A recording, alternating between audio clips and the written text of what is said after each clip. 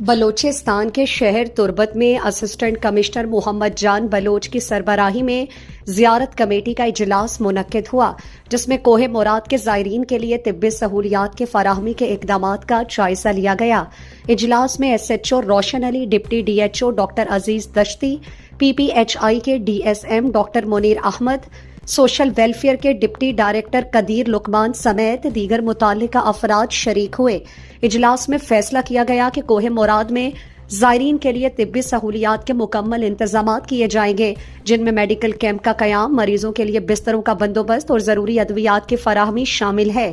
مزید برآں کیمپ میں میڈیکل آفیسر، میڈیکل ٹیکنیشین اور لیب اسسٹنٹ سمیت دیگر عملہ تعینات کیا جائے گا۔ اے سی محمد جان بلوچ نے کہا کہ زائرین کے لیے بجلی کی بلا تعطل فراہمی کو یقینی بنایا جائے گا، خاص طور پر رات کے وقت روشنی کے مناسب انتظامات کیے جائیں گے۔ اس کے ساتھ ساتھ سیکیورٹی کے سخت انتظامات پر بھی زور دیا گیا تاکہ زائرین کو مکمل تحفظ فراہم کیا جا سکے۔ اس موقع پر ڈاکٹر حیات بلوچ نے گدروشیا پوائنٹ سے گفتگو کرتے ہوئے کہا، ذکری زائرین زیارت شریف آگاہ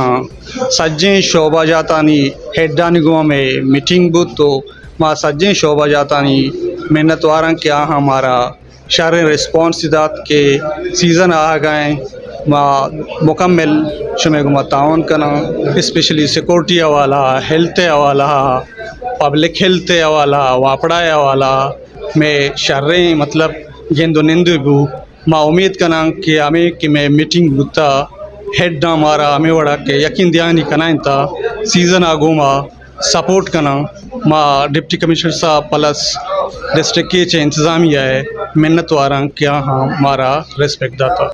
اجلاس کے شرکاء نے کہا کہ تمام متعلقہ محکمے مل کر زائرین کو بہترین سہولیات فراہم کرنے کے لیے اقدامات کریں گے تاکہ زیارت کے دوران کسی قسم کی دشواری کا سامنا نہ ہو۔